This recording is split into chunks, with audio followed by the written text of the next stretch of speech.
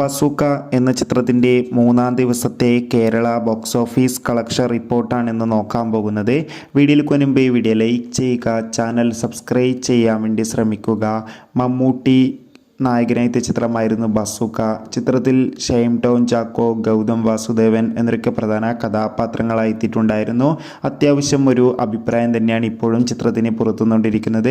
അതുകൊണ്ട് തന്നെ എല്ലാ സിനിമാ പ്രേമികളും ഒരേപോലെയാണ് ബസൂക്ക എന്ന ചിത്രത്തിൻ്റെ കളക്ഷൻ റിപ്പോർട്ടൊക്കെ അറിയാൻ വേണ്ടി കാത്തിരിക്കുന്നത്.